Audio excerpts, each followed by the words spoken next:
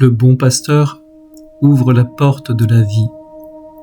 Aujourd'hui, la parole de Dieu nous fait entendre une chose immense. Dieu ne garde pas la vie pour quelques-uns.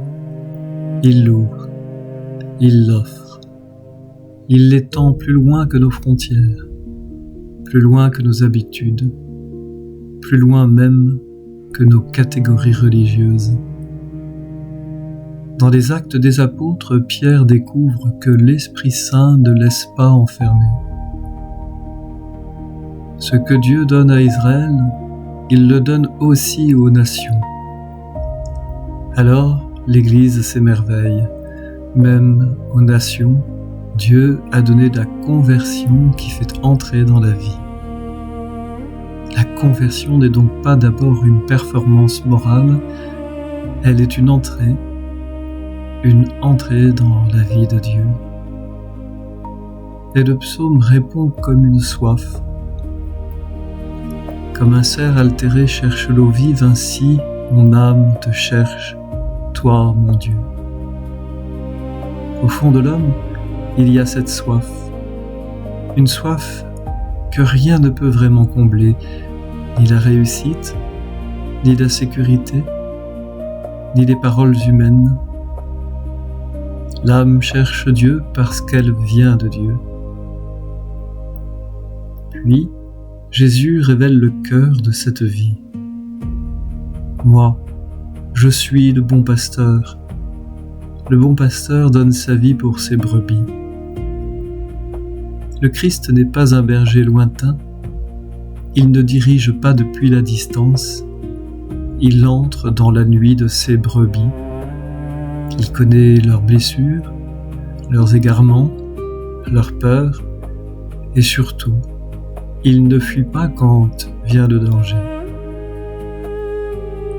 Le mercenaire abandonne, le vrai pasteur demeure. C'est peut-être là que l'Évangile nous rejoint le plus profondément. Nous avons tous connu, d'une manière ou d'une autre, des formes d'abandon. Des paroles qui promettaient, mais ne tenaient pas. Des présences qui disparaissaient quand venait l'épreuve. Des liens fragiles qui ne résistaient pas à la vérité. Mais Jésus dit: « Je connais mes brebis et mes brebis me connaissent. » Être chrétien, ce n'est pas seulement croire en une doctrine, c'est reconnaître une voie.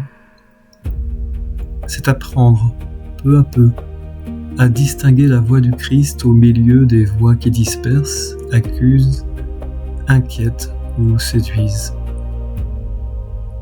Le bon pasteur ne force pas. Il appelle, il conduit, il donne sa vie et il ajoute: « J'ai encore d'autres brebis qui ne sont pas de cet enclos. » Voilà le lien profond avec la première lecture. Dieu élargit l'enclos, non pas en supprimant la vérité, mais en révélant que la vérité est destinée à tous. L'Église n'est pas un cercle fermé de purs, elle est le troupeau rassemblé par la voix du Christ.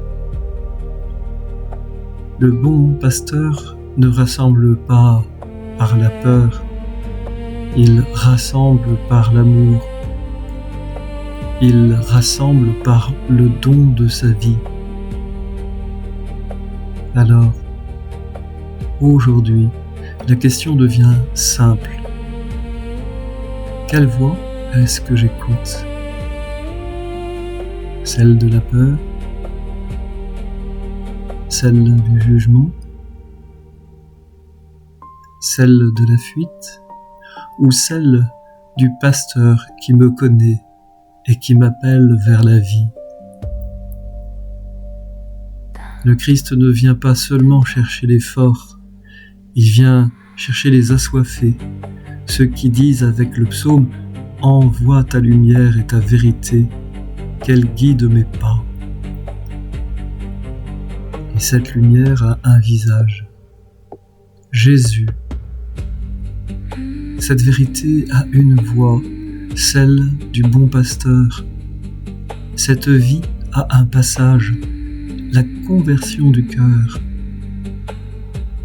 Aujourd'hui, laisse-toi rejoindre, même si tu te sens loin, même si tu ne sais plus très bien où tu en es, même si ta foi ressemble davantage à une soif qu'à une certitude. Le bon pasteur connaît le chemin, et ce chemin, c'est lui-même. Amen.